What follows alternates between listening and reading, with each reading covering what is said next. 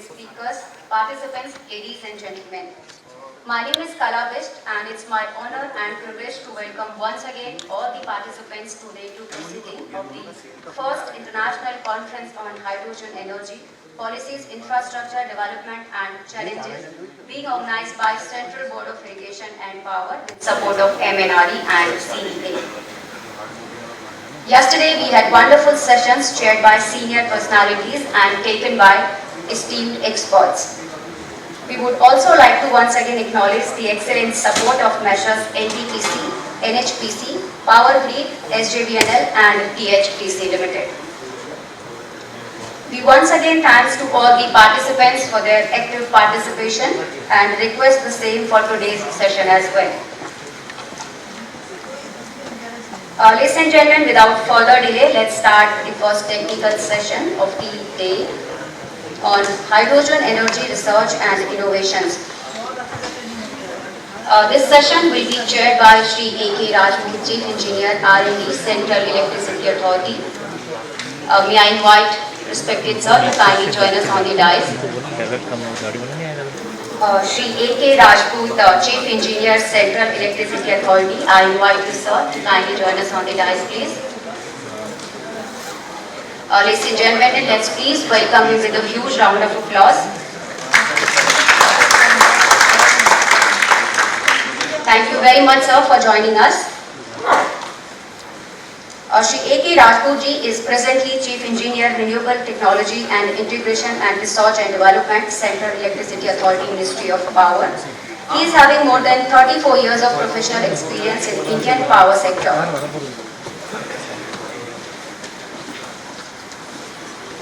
I request Shri Dinkar sir, our Honorable Secretary, to welcome Rajput sir with the bouquet.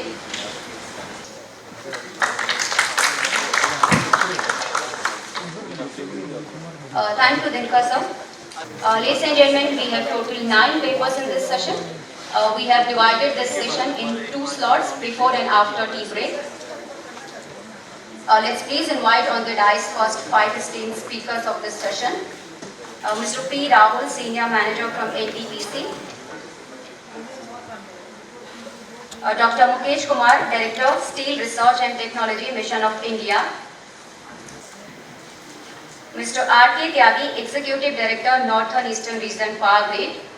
Ms. Shweta Nirmata from BSPTCL and Mr. Uttam Sharma, IIT BHU. Thank you very much, sir, for joining us. I briefly read the profile of the speakers for information of all of us. Mr. P. Rahul, Senior Manager, Hydrogen and Strategy, NTPC Limited. He has over 12 years of professional experience in power sector in the field of renewable energy, business development, operation and maintenance of hydraulic systems, project execution of material handling systems, process improvement projects, voluntary services and training. His career in NTPC is marked by the prestigious Power Excel Award, 3 times GM Meritorious Award and over 17 appreciation letters for the contribution made to the organization. I welcome you, sir. Dr. Mukesh Kumar, Director, Steel Research and Technology, Mission of India. Dr. Mukesh Kumar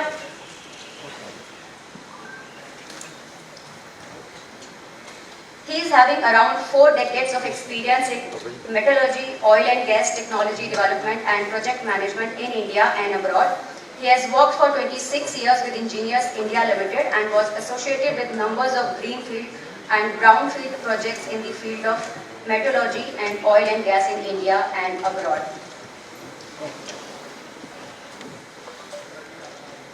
Shri R.K. Tyagi, Executive Director, Power Grid. Mr. Tyagi is currently Head of Region for Northern Eastern Region Transmission System of Power Grid. He is alumni of PEC Chandigarh and IIT Delhi. He is a Fulbright Scholar from Carnegie Mellon University, USA. He has been responsible for asset management of power grid transmission assets for nearly 26 years out of 32 years of his career. Besides asset management, he has also worked in technology development, engineering and LD&C department of Power Grid. Ms. Shweta Nirmata, BSP TCL. Shweta Nirmata is serving as an Assistant Executive Engineer at Bihar State Power Transmission Company Limited since January 2017. She received her BE degree in Electrical and Electronics Engineering from MIT Manipal, Karnataka in 2014 and completed one semester at NIT Jamshedpur in Power Electronics Department of MTech course in 2016. Mr. Uttam Sharma from IIT BHU. Mr. Sharma is currently pursuing his PhD in the development of ceramic engineering IIT BHU Varanasi. He has obtained his MTech degree in renewable energy science and technology in 2020 from Indian Institute of Engineering Science and Technology, Shivpur, West Bengal. He did his BTech in mechanical engineering in 2018 from Dr. APJ Abdul Kalam Technical University, Uttar Pradesh. Ladies and gentlemen, let's please welcome all of them with a huge round of applause and we thank them for joining us. May I now hand over the floor to the chairman, sir, for conducting this session. Over to you, sir. Thank you. Good morning, everybody. We welcome you all. I personally, on my behalf and on behalf of CBIP, the organizers, so a very warm welcome to all of you and all the eminent scientists and the speakers for this particular session. So, as the time given is too less for a large number of papers, so we would be requesting each author to present his insight into whatsoever they feel is more important. So, first of all, session 1. The papers are Green Hydrogen Future for India. It is NTPC Vision. Sri P. Rahul, Senior Manager from NTPC, will be presenting. So, let us invite Sri P. Rahul. Good morning, everyone. I am P. Rahul, Senior Manager at NTPC, working in the hydrogen vertical of NTPC. I welcome all the audience members, the dignitaries on and off the stage, and to the organizers, especially to Secretary CBIP. The brief contents that I am going to present is about what is all about green hydrogen. That has been talked a lot yesterday, but I will be just showing what my views are on that. Then introduction to the hydrogen economy, roadmaps and targets, where India actually stands, opportunities for India, what are the unit economics of green hydrogen, and what NTPC's present contribution is. Green hydrogen is nothing but production of hydrogen where the input power is renewable. That has been talked a lot yesterday. Primarily, three types of electrolyzers exist: alkaline, PEM, and solid oxide. As a matter of fact, all these electrolyzers are well capable of dealing with the renewable power. This is what our experience has been in these brief period of 1 year. Now, the classification of the hydrogen into green, blue, pink, or gold, whatever it is not standardized. It is generic in nature. However, we have quantified as to how much of CO2 can be emitted from each of these colors of hydrogen. So you can see here that brown hydrogen actually emits 48 kg of CO2 for 1 kg of hydrogen production. Whereas in the grey hydrogen, which is nothing but production of hydrogen from the natural gas, you emit around 8 kg of hydrogen. In blue hydrogen, there is 1 kg of CO2 for every kg of hydrogen produced. Whereas in green hydrogen, you almost have nothing, it's almost nil, only for the production of the equipment that you incur the hydrogen carbon footprint. Now, why green hydrogen has gained so much of prominence? Because it has the potential to decarbonize the entire gamut of industries. Here you can see it can decarbonize the green chemicals through green ammonia, methanol. Then it can also decarbonize the hard-to-abate sectors like steel and cement, then fertilizers, domestic heating, cooking, then re-electrification using fuel cell and gas turbines, in mobility, aviation, almost all the energy intensive sectors can be touched and decarbonized with green hydrogen. This has been one of the reasons why we are so much into this green hydrogen business. I'll just share what is the carbon footprint. To produce 1 ton of cement, you actually require 0.9 tons of CO2. Then to produce, on the extreme end, to produce 1 ton of ammonia, you emit at 2.85 tons of CO2. And in between, you can see for re-electrification, diesel, all these consumptions, they emit high amounts of CO2, which can easily be decarbonized by the green hydrogen. There is a lot of talk about the policies and regulatory interventions that are about to come for India. Before that, we can see here that all the lightly shaded or the blue colored green colored countries have already launched their hydrogen missions, which are about 60. Whereas the orange ones, you can see, are in the process of adopting the mission. We also are in the process of launching the hydrogen mission. Now the Prime Minister has announced the launch of the hydrogen mission. This hydrogen mission can be seen as coming in 2 phases, where in first phase we will develop the market. It will mostly be a niche market segment, and it will focus more onto the hand-holding side of the regulatory affairs. And then we also need to educate the public. So these are the broad areas where this phase 1 will be focusing at. And then in the second phase, we hope that the market will be developing and hydrogen will be coming in a big way in the tune of say 2 to 5 lakh crore.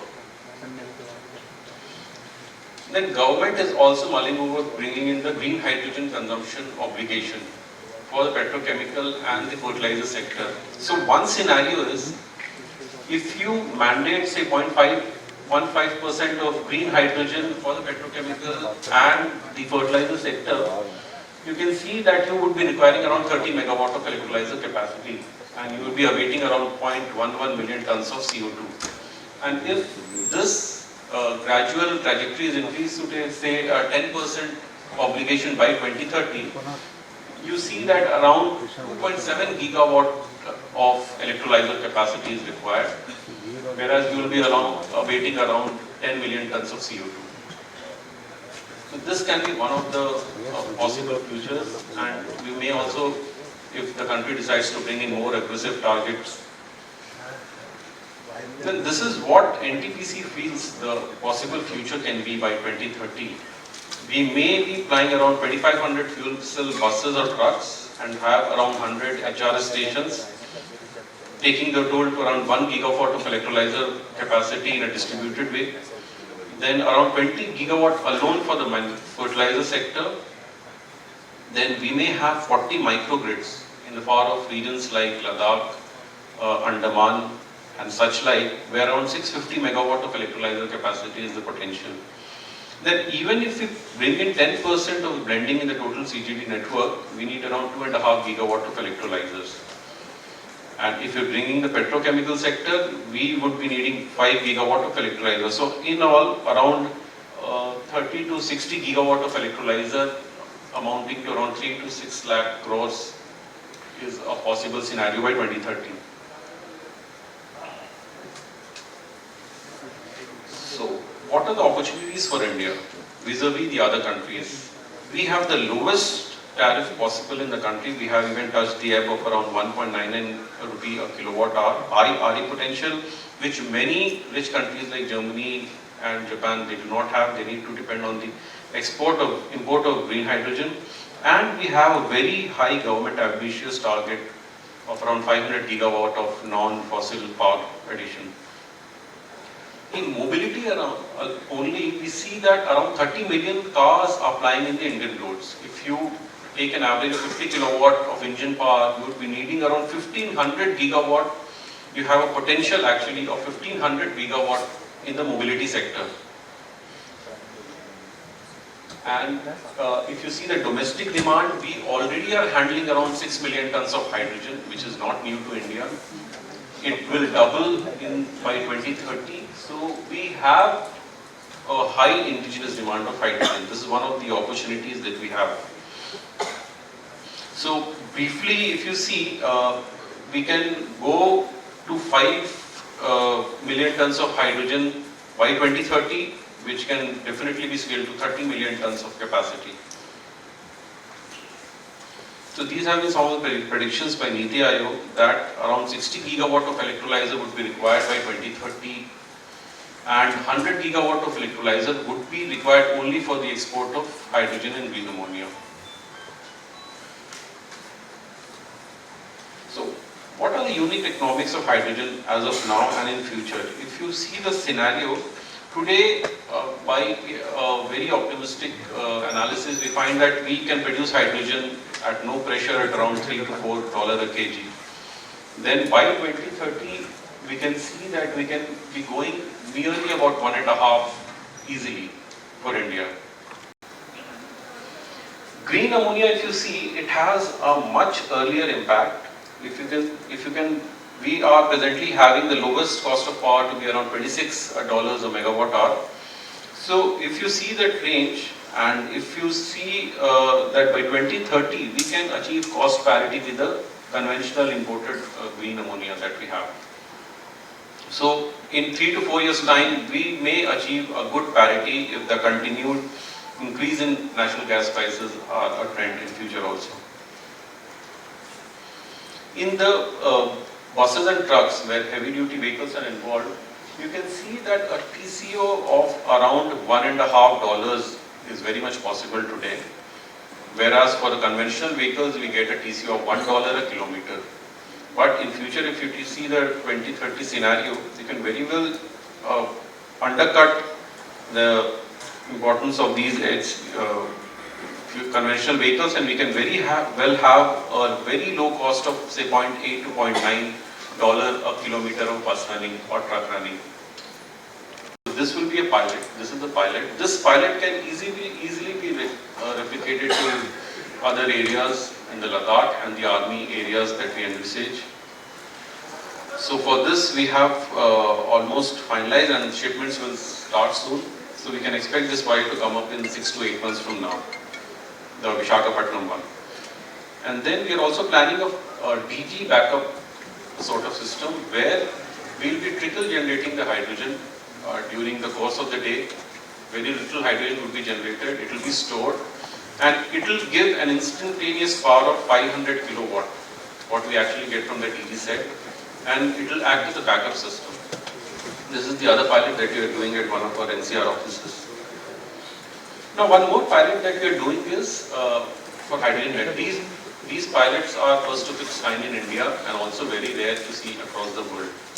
One of the pilots that we are planning is at our township, where the existing gas network will be blended with 5% of hydrogen, and this blended hydrogen will be serving 200 homes, and we will be testing the material degradation and what impact it has on the flammability and the cooking time, and whatever analysis study we can do. This will be done. This is being done actually with the support of safety certification organizations and all the consultants involved. This will be a milestone project for the country. And then into the green chemicals, which is the bulk hydrogen demand generation area. We are doing a green methanol project in one of our plants at Vindhyachal, where we have procured 5.5 megawatt of electrolyzer. We will be generating hydrogen, capturing CO2 from the stack of the thermal plant, and then we will be combining it and generating methanol. This methanol is sort of one-to-one replacement to the petrol. It can be blended into the petrol, can be fed into the boiler in place of the fuel oil.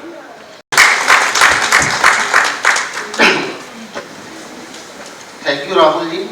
You have nicely covered the concept of the green hydrogen, its role in the economy, what roadmap NTPC is following and what roadmap should be.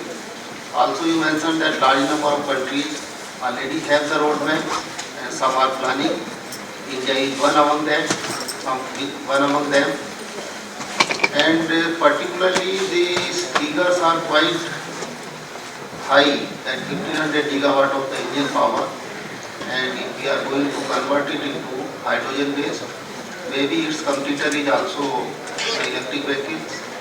So both will combine together, and this will be a good move in decarbonization of the transport sector. Of course, there are many other industrial sectors also where there is a need of decarbonization. So whatsoever these pioneering steps NTPC has taken, so they will be covering the multi-sectoral industries, the various sectors of economy, and also of the household, wherever the heating applications and the power applications in the buildings are required. Thanks. Next we invite Dr. Mukesh Kumar, Director, Steel Research and Technology Mission of India. Welcome, sir. Please start your presentation.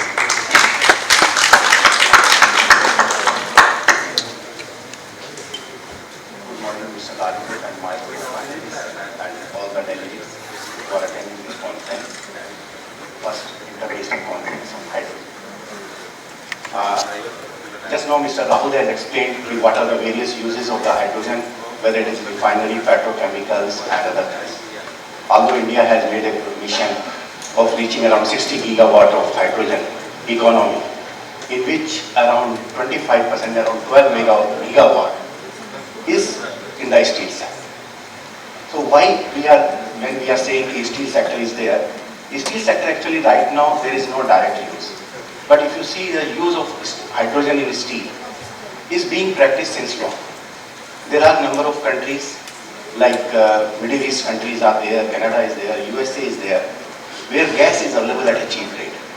And what they were doing is, mostly they were doing reforming of the gas and converting into a gas called syngas, that is carbon monoxide and hydrogen, having around 50 to 60% hydrogen, and that is being used in the steel making. Although principle of using hydrogen is quite old, but the main problem comes when we are having what are the two sources which are available to steel industry, to either carbon or the hydrogen. But we have to see where to go, whether carbon will be more economical or hydrogen will be more economical. What are the advantages carbon are having, what are the advantages or disadvantages hydrogen is having. In India, most of our operations are coal-based only. So today, if you see in India, we are the second largest producer of the steel. Although we are second largest, but if we see in numbers it is not that high. Like in the world, we are producing around 1865 million ton of steel. And out of 1865, around 1000 million ton is produced by one country, that is China only. Because their consumption is quite high. Up to 2018, we were the third largest, but in 2018, we became second largest. Today, we are producing around 110 million ton of steel.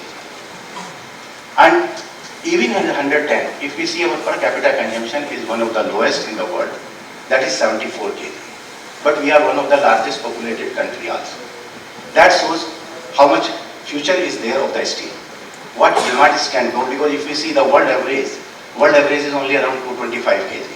But if we see countries like China, US and other places, their per capita steel consumption is around 700 to 800 kg. So even if we have to match the 225 kg, our steel requirement requires very, very high. And that's why this is one of the problems. Today, most of our Indian steel industry is divided into two parts. One is the integrated steel plant, where we are using iron ore directly from the mines and converting into the iron and then steel. That is called blast furnace and BF route. The secondary industry is there, which is located across the country. They are called direct reduced iron. They are using coal for reducing iron and then converting into electric furnace.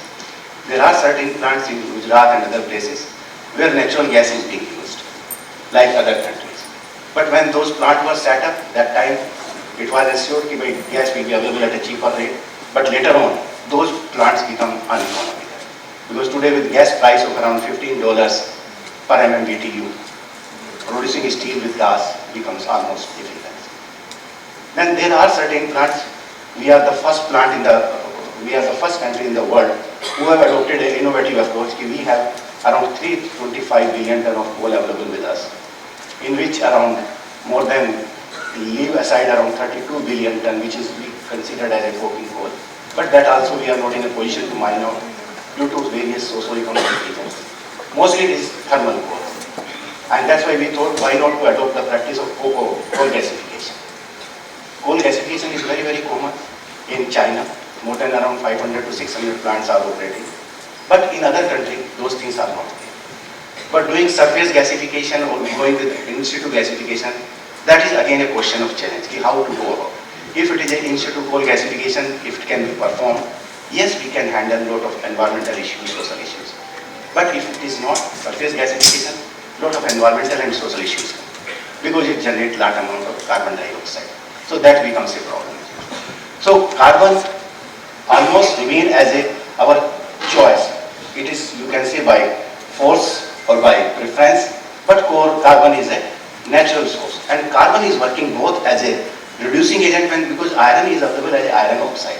And when we have to convert iron oxide into iron, it means we have to take out the oxygen. And when we want to take out the oxygen, it is only either carbon, it gives a carbon dioxide. If it is hydrogen, it gives water vapor. Because it gives water vapors, there the problem comes. Because when we are having a carbon source, so we produce carbon monoxide, it reacts with iron and that reaction becomes an exothermic reaction. Lot of heat is generated in the process. And the process itself, whatever heat is required, it takes care. You don't need any external heat and other things. So carbon acts as a partially fuel also, as a reducing agent also. But when hydrogen is there, reaction again becomes an endothermic. It requires huge amount of heat, electricity and how to make that challenges. That I will cover subsequently in my presentation. So today our 45% steel production is coming our primary source and rest is coming from the secondary source. So because if I go, want to see the Indian scenario about the steel production, basically they are covering into three routes. The bottom route, we say left hand side is your iron ore preparation or raw material preparation, and basically two raw material is there, iron ore and coal. In this mining operation also, lot of carbon dioxide is emitted. That is also one of the concerns. How to do about this thing? Can we avoid coal? Because we are using the bottom route that is called blast furnace, oxygen furnace. Here coal need to be converted into the coke. And when coke is used in the blast furnace, it holds the entire charge. Because nowadays big furnaces are available which are of 4 million ton and 5 million ton capacity. Those are the economical size. So that's why earlier people were putting plant of 1 million ton, 2 million ton. But the now trend has changed. They are coming 4 million ton, 5 million ton. So when we use this type of coke, lot of carbon dioxide will be generated. Let's see how we can go ahead. On the downside, when we are converting into the steel, again there are a lot of things are required. Like electric arc furnaces are there. There also energy is required. People are thinking, can we use renewable energy also? Because if we have to achieve true status of the green steel, it means whether it is steel, like iron ore reduction, whether it is steel making, everywhere we have to go as a green power source, renewable power source and green hydrogen. And if that is not achieved, the true sense of achieving green steel is not possible. So what is the roadmap? Can we go ahead or not? Although everybody is trying, world over everybody is working on this thing, today this technology is not there. So why we need hydrogen for steel base? Because iron and steel industry globally, they are producing around 7% of the carbon dioxide emission. Total emission is around 33.1 gigaton of carbon dioxide world of loss. So only around 2.6 gigaton is produced by steel industry only globally. And that is equivalent to the, I think, total emission in the European countries. So if you see from that angle, if you come to the India, our emission rate is much high because our coke consumption, our these things are very high. So because of that, in India we are contributing around 9 to 10% of carbon dioxide emission from the steel industry only. So every ton of steel, as I mentioned, globally we are producing around 1.585, but we are producing around between 2 to 3 ton per ton of steel. So this requires a lot of these things. And if we have to commit global Paris Agreement, we want that our global rising temperature should be limited to 2 degrees. So one study has been made and which says that if we have to go to the 2 degree, so the emission from the steel industry has to be reduced from average, even if we take global average 1.85, it has to be reduced to 0.2 tons. So this is a massive thing. So today if you want to change from carbon to the hydrogen, It means whatever existing equipments, technologies and everything are there, everything has to be scrapped.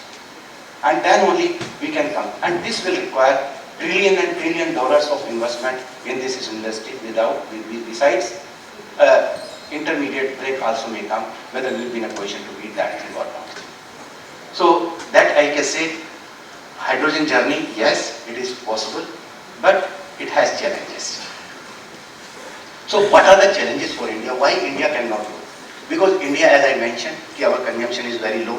Our steel demand is likely to go from 110 million ton to 50 million ton. Now, we were just calculating, if we have to shift 1 million ton plant only, typical steel plant is around 2 to 3 million ton. And if we have to shift 2 to 3 million ton plant into hydrogen, for each ton of hydrogen you require around 54 kg of hydrogen. It means for 54 kg of hydrogen, every kg of hydrogen requires around 50 to 55 units of electricity. So it means for 1 million ton plant, you require around 500 to 600 megawatt of renewable power for generating your hydrogen only. And then forget about other upstream and downstream requirement. So the huge requirement is there. And for 1 ton, around 8 ton of hydrogen is required, whether electrolyzers are available or not. So how to move towards this industry, steel industry? Can we target steel industry or not? So there are only two options. Either, because if we have to meet our demand of steel by 250 million ton by 2030, either we should become an import-based country or we should continue with the existing technologies, because no other technology is available. The development of hydrogen-based technology will take a long time.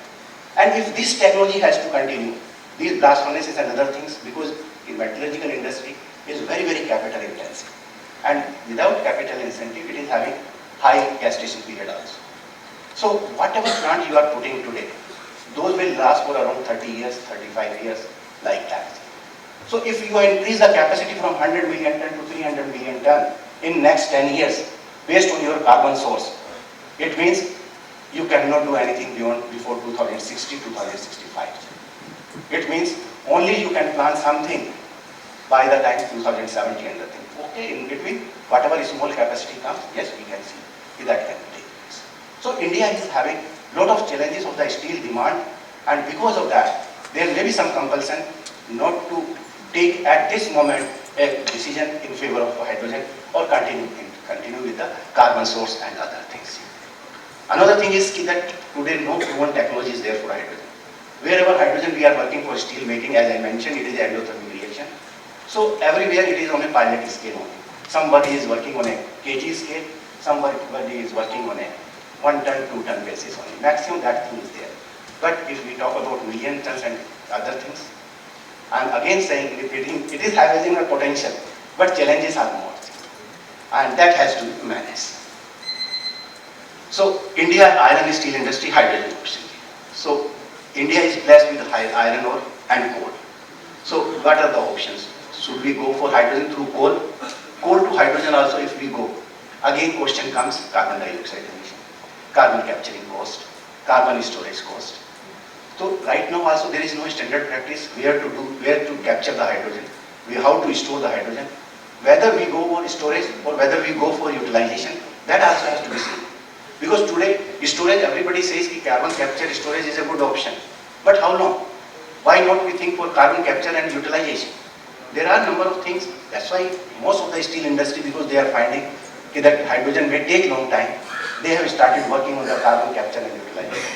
In India also, we are putting 3 plants. We are in the initial planning stage only. One at Bhilai, one at Bokaro, one at Chandpur. Other plant, we will be making bioethanol. Because government is having a policy of 20% mixing bioethanol in the petrol. Yesterday you might have read in the paper that America also is supporting. They will supply bioethanol from America to India. If we can produce this carbon monoxide, carbon dioxide, yes, we can produce this thing also. Although in India we could not develop that technology we are bringing from America, that is called gas fermentation technology. And through gas fermentation technology, we can convert carbon monoxide, carbon dioxide into bioethanol without producing much on your green hydrogen. Hydrogen will be produced in the system itself. So that will be there. So India need to expand steel production. Natural gas we cannot think because we don't have. And then scrap-based production also is limited.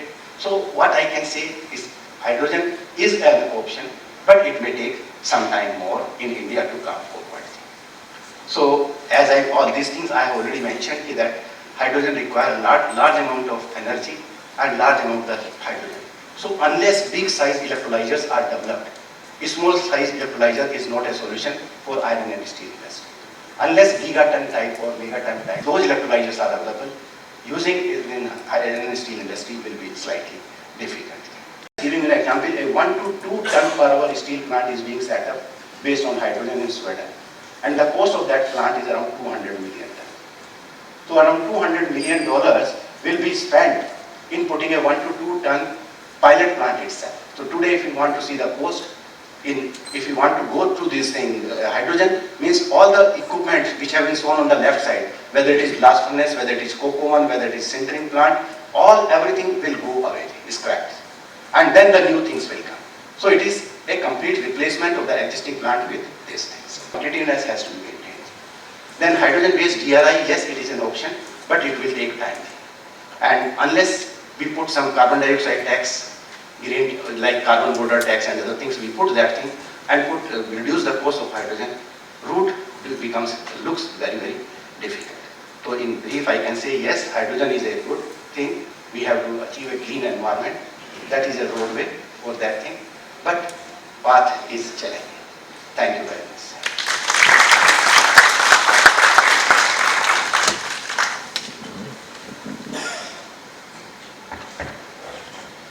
Thank you, Dr. Sir, for presenting so nicely the main insights of the steel makings. For the time being, we went away from our electricity sector to the steel sector. That is very nice. You changed the whole scenario. And also you mentioned that the exothermic and endothermic processes are there. If we use hydrogen, we will result into the endothermic process and will require some form of the energy, and some steel cost will come higher. Maybe what the gas is, what the community can guess, scientific community can guess, that at present, in the beginning the cost may be higher, but when the more research comes and more efforts are made and some economy of scale comes, when these things are fully commercialized, the cost may also be competitive and cost may come down. Two things comes to my mind. One is the carbon trading, which can help, and another is the assistance from some green funds type of the things. So those two type of the things, those incentives, because our ultimate aim is to reduce carbon. So when we are trying to reduce the carbon and trying to achieve something, naturally we have to invest something. So not only the individual supports, not only the individual effort like of the steel making company like SAIL or some other steel making company, but the government supports will also be necessary in mitigating the carbons from such energy intensive and the capital intensive projects. So that is the way we should move ahead, and that should be the Thank you. Next we invite our own R.K. Tyagi ji. He is a very renowned power engineer, and most of us keep on listening to his video conferencing lectures. So he has established himself and he is very good in disseminating the knowledge. So he will be speaking on hydrogen energy, integration of hydrogen energy and solar power by efficient transmission network. So naturally in his title itself he has emphasized about the efficiency. So efficiency is the key word in the whole power sector and whole of the energy process. So let us welcome Tyagi ji and let us listen to him. Thank you, Chairman. My co-panelist, CBIP, and friends, first of all, I would like to congratulate CBIP for bringing out this conference, very apt conference on hydrogen energy. We have been talking about requirement of power from renewables.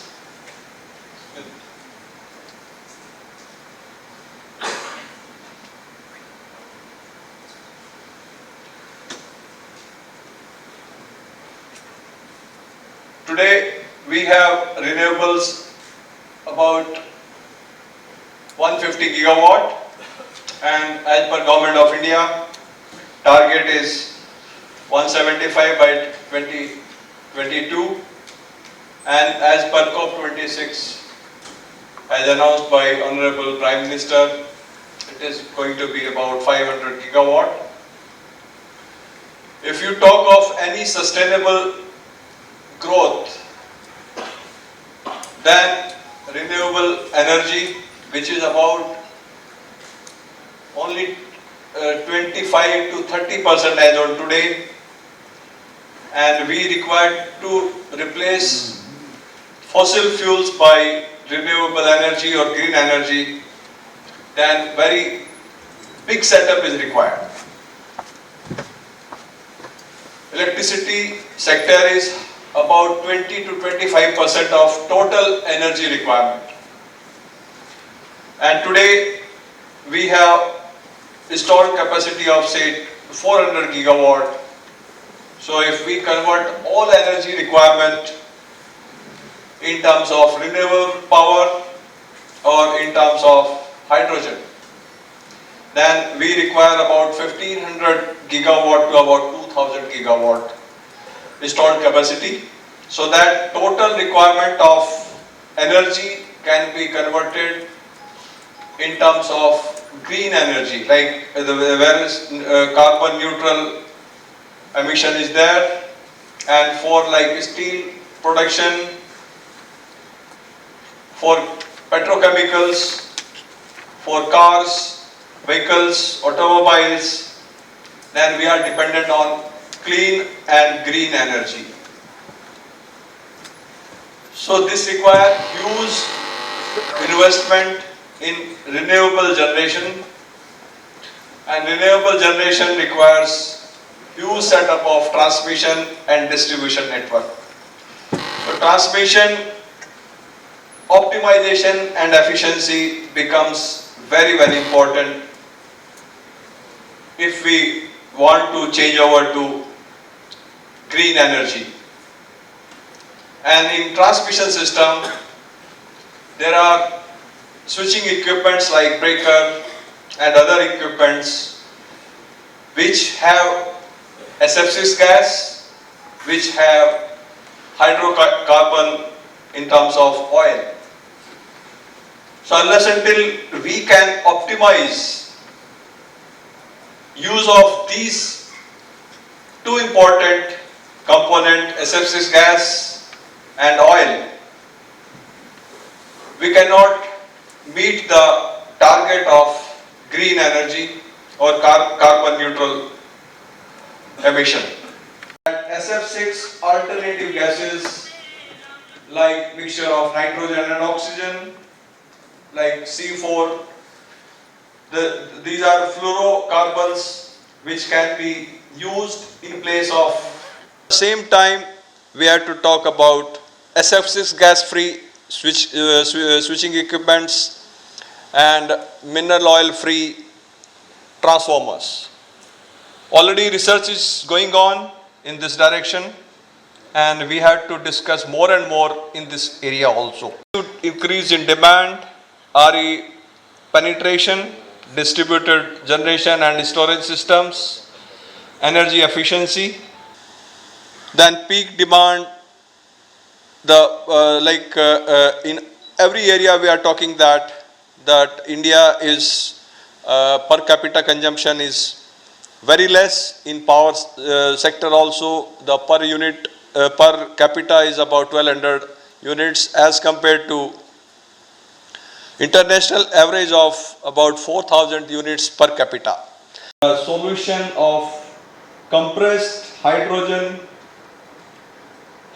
fuel cell will serve in a big way. And government is providing us many benefits.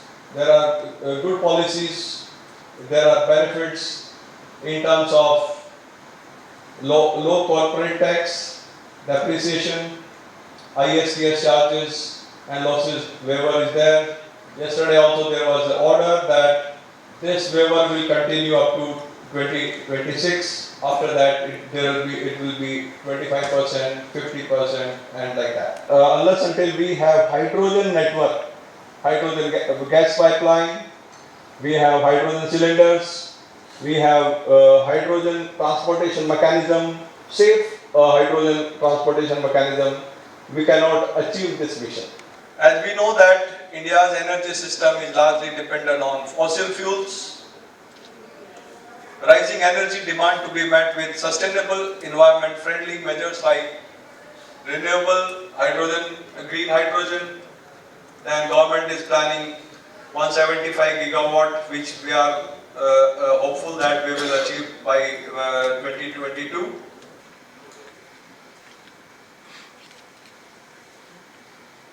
Okay. So most important thing is integration by efficient transmission. So grid interconnection of distributed generation, renewable integration with hydrogen energy, use of reactive power compensation, and multi-terminal HVDC connection. Suppose we have solar generation or wind generation in Gujarat, then in Rajasthan we have solar park, then again in Ajmer again we have one more solar park, then Bikaner we have third or fourth solar park. So we can have multi-terminal HVDC network where similar to BNC to Agra, we can have multi-terminal HVDC, that wherever solar park is there, power can be injected in that multi-terminal HVDC so that we don't have a big network of AC. So like that we can optimize requirement of transmission network, and this is going to be developed in a big way in India where renewable energy is going to come in a big way.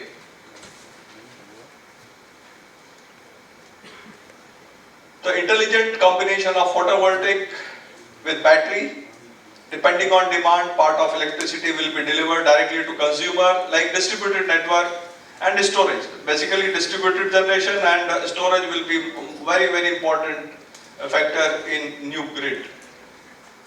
And DC grid is going to help our offshore wind generation, our various connection to say western grid, southern grid, eastern grid, interconnection, and HVDC multi-terminal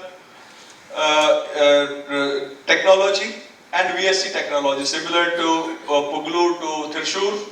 So this is going to optimize the requirement of transmission system. So thank you very much. So transmission system in a nutshell, I will say that efficient transmission system will be very vital for integration of renewable energy and for use of green hydrogen. And in that, three things are most important: optimization of SF6 gas, use and development of alternate gas, then optimization of use of mineral oil, and start using the vegetable oil. Third is use of multi-terminal HVDC and VSC technology. Thank you, Jyamiji, for extensively covering a very important area of our energy sector. We will not talk of the power sector now, we will talk of the energy sector. And then comes down below the distribution network. It's heartening to note that he has also emphasized the need of the microgrids.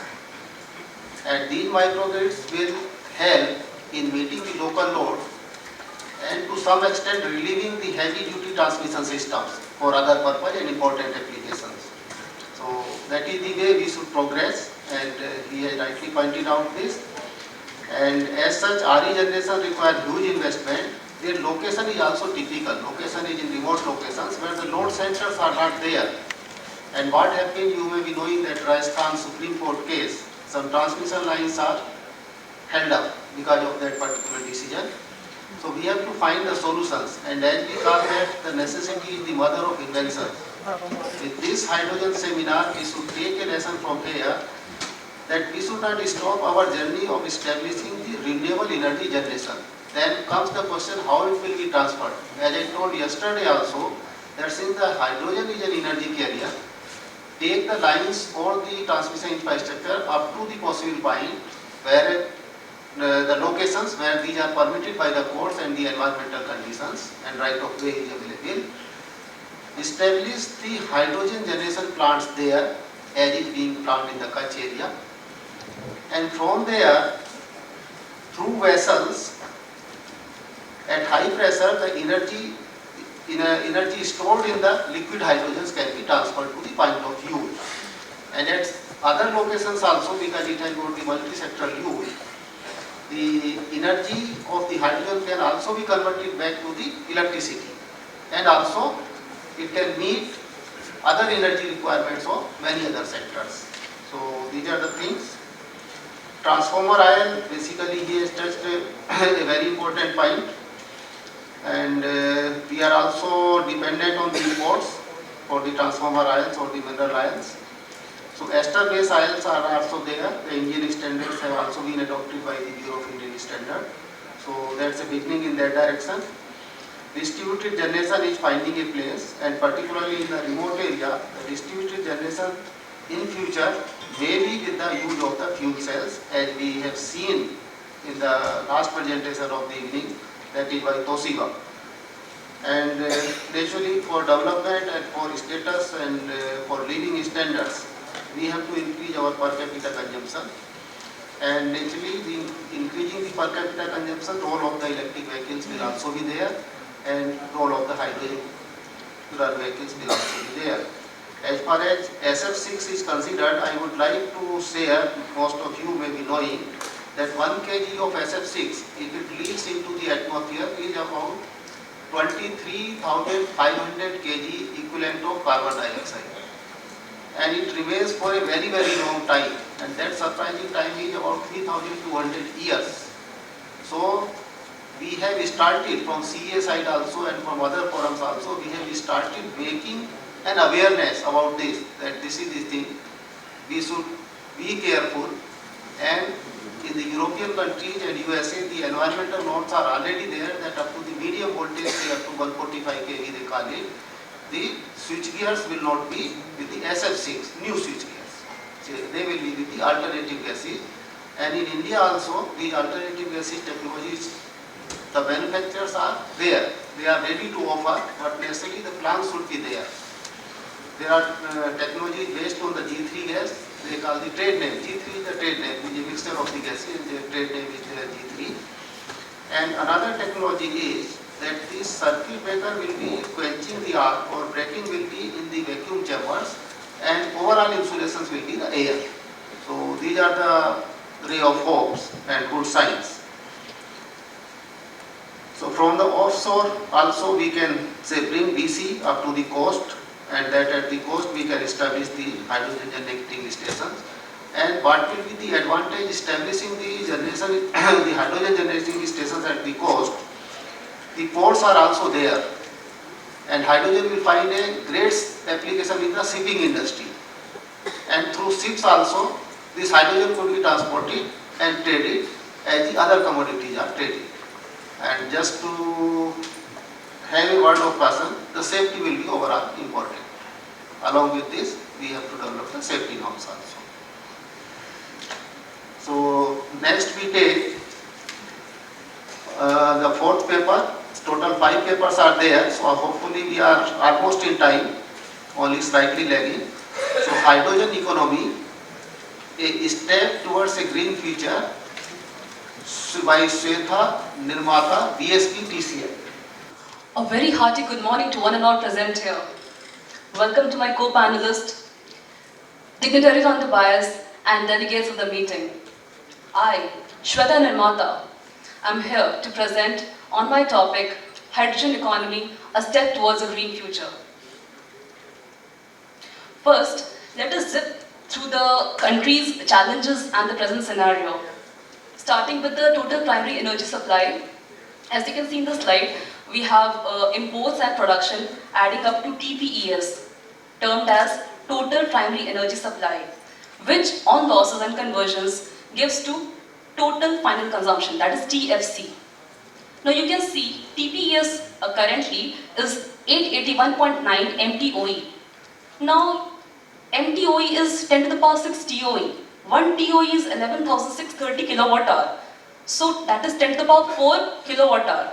So you can see TPES is around 10 to the power 13 units of electricity, as 1 kilowatt hour is 1 unit of electricity. Energy consumption per capita is 0.44 TOE, and this is less owing to the huge population of our country, and it is really less if we compare it with the world's average, and it stands at 1/3 only. So we can see the bifurcation of TPES with coal standing out at 44.3%, TFC industry standing out at 42%. Now in all these things, the point that is to be noted is only 18% of the total energy consumption is in the form of electricity. Now this electricity can be produced from renewable sources of energy, but the rest 82% is what needs to be looked upon, and it is important to be looked upon because we have huge import values. Oil is 85% imported, coal is 24% imported, and gas is 53% imported. If you look at the import values, every single year, India is importing around 12 lakh crores.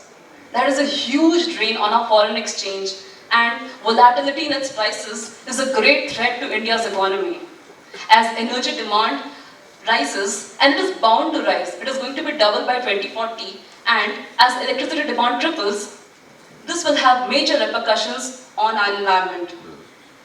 Following which, it will result into local air pollution, greenhouse gas emissions, climate change, etc. As you have already seen in the yesterday's conferences also, that India is standing at 3rd position in World Global Pollution Index. And this is a threatening figure. Out of the 30 most polluted cities of the world, 21 of them are from India. And power sector plays a huge role in this. In SOx emission, power sector stands out as shown in the figure here. And as per Paris Agreement, we cannot go beyond 1.5 degrees Celsius, so this also has to be looked upon. Now, till now we looked into the conventional sources of energy. Now we will look after RE sector, that is the non-conventional sources of energy. Presently, India has a capacity of 100.68 gigawatts as on August 2021. India's renewable energy sector is the 4th most attractive renewable energy market in the world. And it is growing at CAGR of 17.33% between financial years 16 to 20. Our Honorable Prime Minister's target as at COP26 is to reach 500 gigawatt. That is to increase by present capacity by 5 times. And such huge capacity addition will have severe challenges on our grid. From a state utility point of view, I can say evacuation of power is a big task. It is a huge task, daunting task.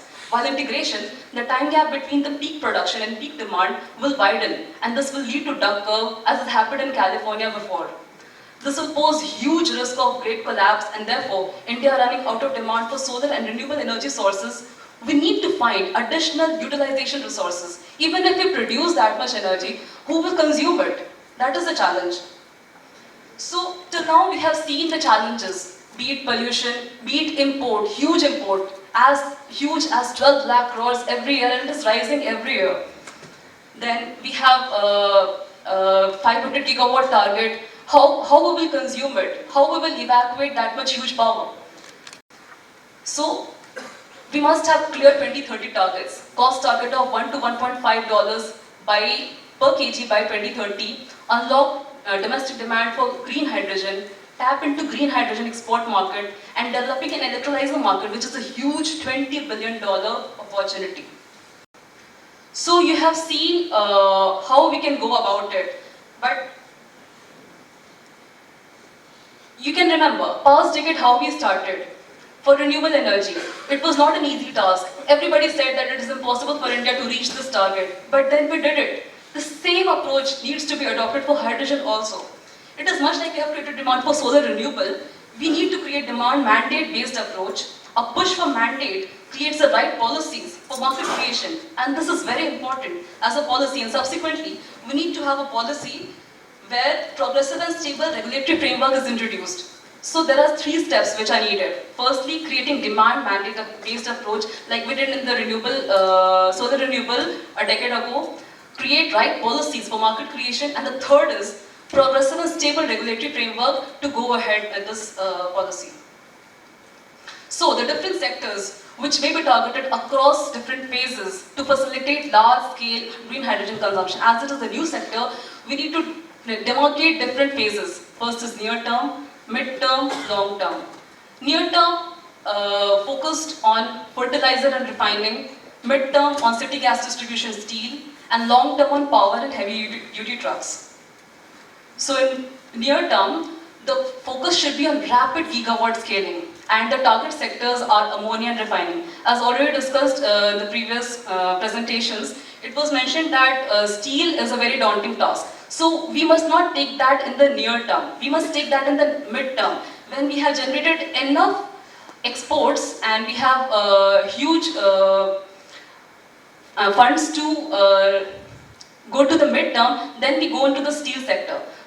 In the present situation, the near term should be focused on, and that is ammonia and refining. So action 1 is 100% green hydrogen in new urea and refining capacity.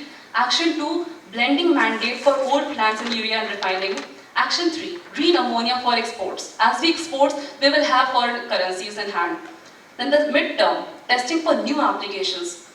That is in gas blending and steel sector. Gas blending, investing in R&D and pilot for impact testing and hydrogen blending, limit in existing infrastructure. Then design of equipments for higher blends. And steel sector, as already discussed, scale investments and promote installations in gas-based dry tech. Export opportunities, implement carbon pricing, taxes for competitiveness against coal-based technologies.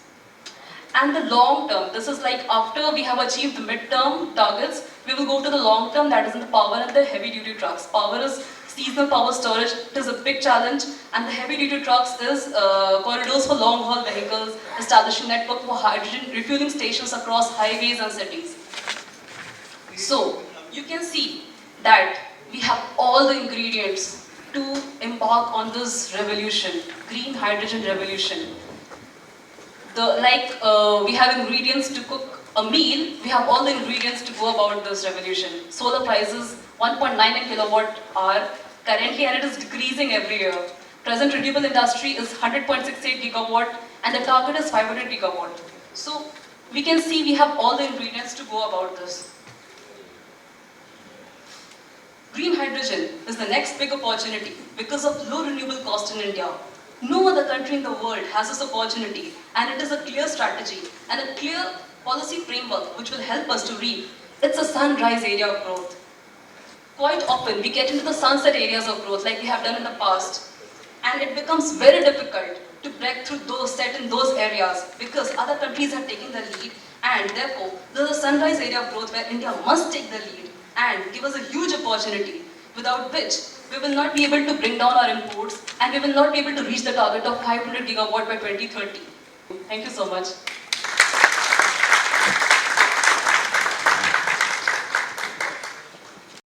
So pollution could be controlled in a time-rated manner. The fixed timing should be there.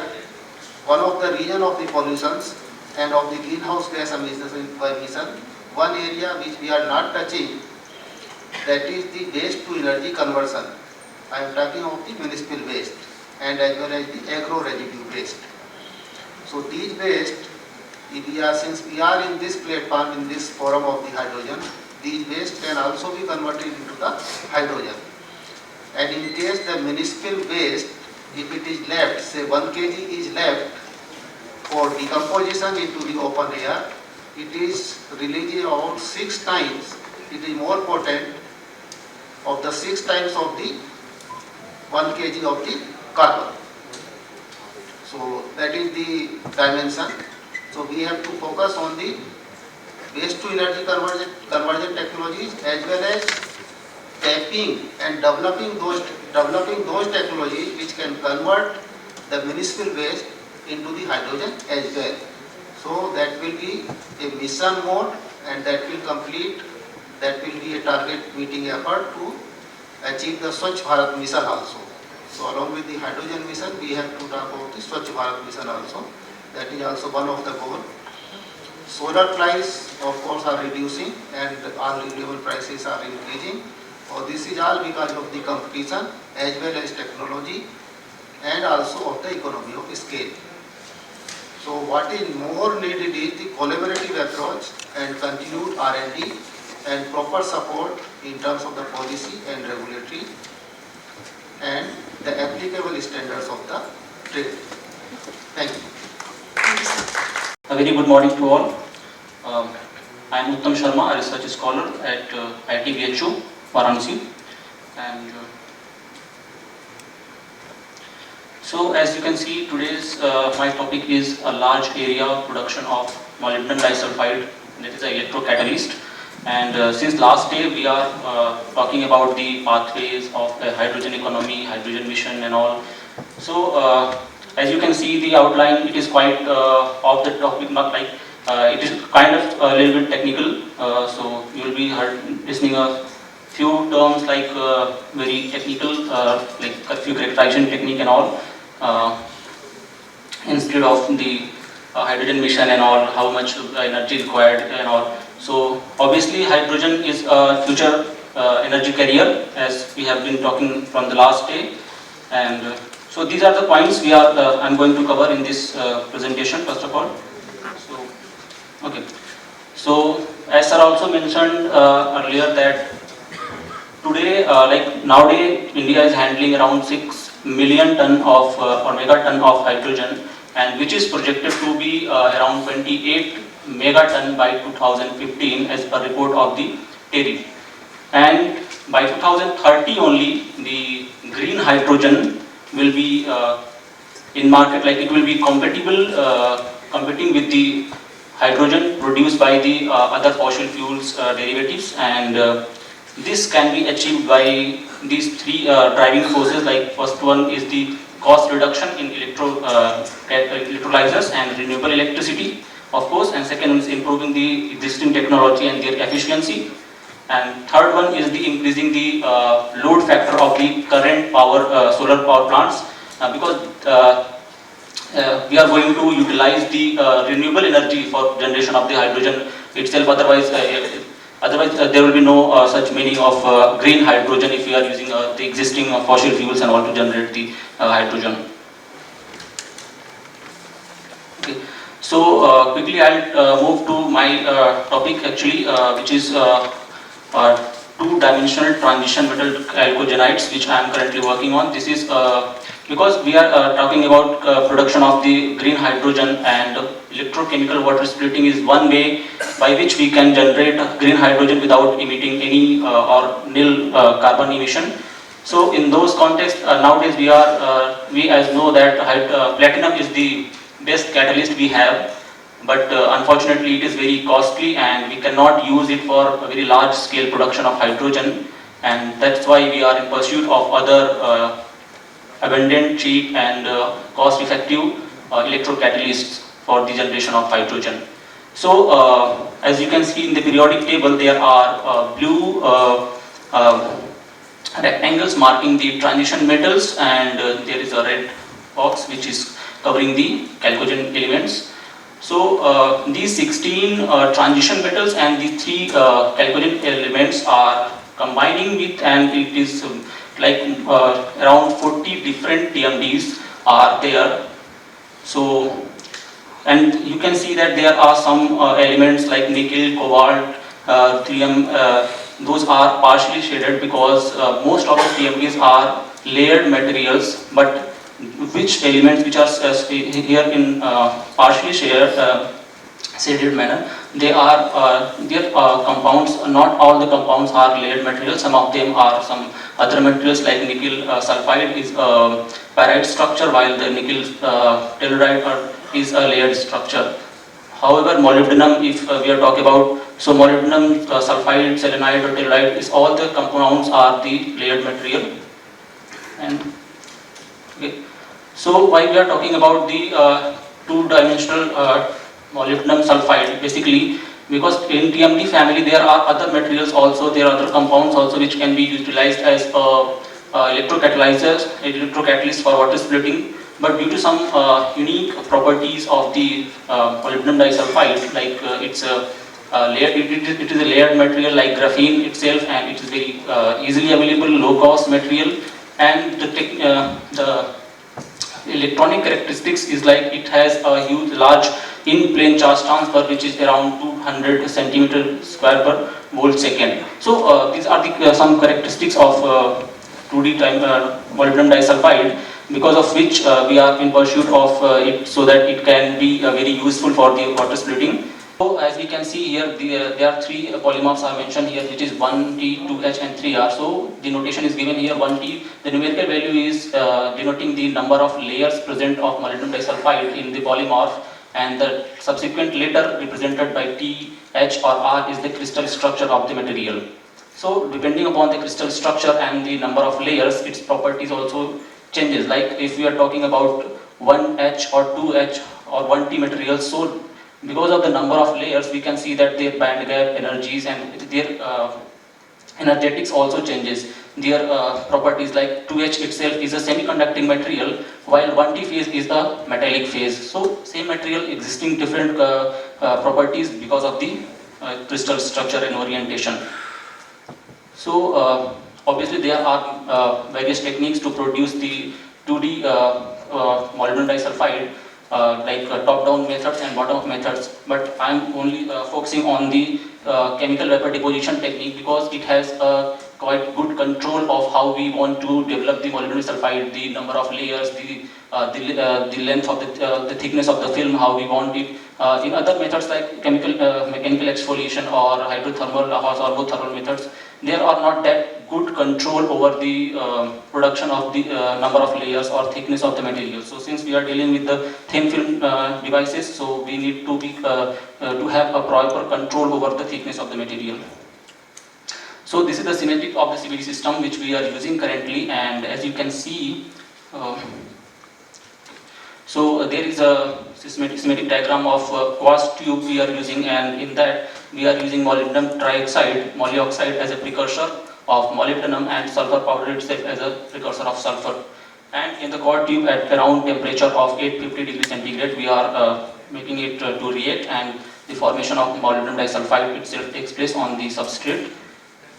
So this is the schematic of the boat which we are using for the generation boat and the sample. Okay, and in the figure D is there is a temperature profile. This is very important thing, because while developing the MOS2 itself, we have to make the reaction to happen at the same time. Like if we are saying that we have to be in same time frame when the vapor of molyoxide and sulfur react to each other. Otherwise, there will be some sort of defects in the end product, as we can see here.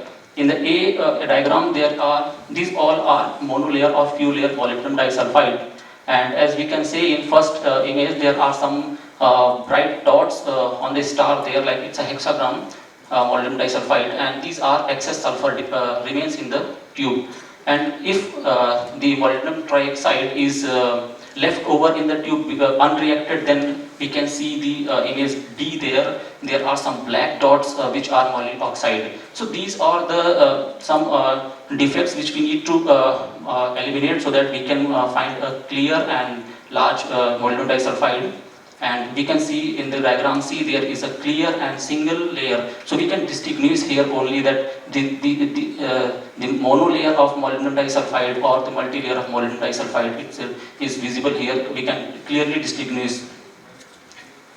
So these are some AFM and Raman images mapping to confirm the thickness of the material we have developed is kind of monolayer or few layer, only like bilayer only. So in AFM we found the thickness of the material is around 1 nanometer, and we have confirmed with Raman mapping also that materials characteristic peaks are showing the same results as in comparison to the AFM images. So Next is gold nanoparticles we are depositing. So as we are I started in the early, I had said that 2HMOS2 is a semiconducting material which is not that useful for hydrogen evolution reaction because of its lower we can say electrocatalytic activities, electrocatalytic sites and all. So we have to transit it from the 2H phase to metallic phase, like semiconducting to metallic, and in that order we are depositing some gold nanoparticle, or we are in pursuit of other non-noble plasmonic materials to achieve the phase transfer. So the images here showing are the optical or confocal images of molybdenum disulfide layer deposited on gold nanoparticles deposited on the molybdenum disulfide layer. So the dimension of gold nanoparticles here are around 13 nanometer, and the AFM and Raman images confirm that these particles showing here are gold nanoparticles deposited. So why we are putting gold nanoparticles there? Because as we know that gold is a metal having plenty of electrons in their outer shell. So when we excite those electrons, there will be excited state, like there will be a generation of plasmon, and when the plasmon decays, there will be hot electrons, and when this hot electron will be inserted to the semiconducting molybdenum disulfide layer itself, it will by combined effect it will transit the phase from semiconducting to metallic, and the advantage of metallic is that extended interlayer spacing from 0.65 nanometer to 1 nanometer will reduce the net Gibbs free energy, and this will be good for the electrochemical activities, HER activities. And the other thing is electrical conductivity of the material obviously increases from its semiconducting material to it will transit to the metallic phase. So these are phase transition of MOS2. You can clearly see the Raman peaks here. Like in the second diagram, there is a comparison of 2H and 1T MOS2. The excess peaks J1, J2, J3 are the characteristic peaks of the 1T phase of molybdenum disulfide, which confirms the phase transition. And these are the preliminary results of the HER activities we have performed, and it shows that as compared to the bare FDO, the molybdenum disulfide coated FDO has improved HER activity and hydrogen generation efficiency. So in conclusion, I would like to say that we have developed a large area, like 1 centimeter square of substrate 2D MOS2, and we are in pursuit of increasing that to a wafer scale technology, and by plasmonic hot electron induced phase transition we have achieved, but we are searching for other non-noble plasmonic materials to achieve this phase transition for the HER activities, and enhanced HER activities are the shown in the diagram. Okay, these are the references. Okay. I would like to acknowledge my guide, Dr. Shantanu Das, Assistant Professor, Department of Ceramic Engineering, my research colleagues, Mr. Vivek Kumar Singh and Sandeep Maurya, and the funding institute MHRD, and Director IIT BHU, and the Central Research Facility IIT BHU. Thank you.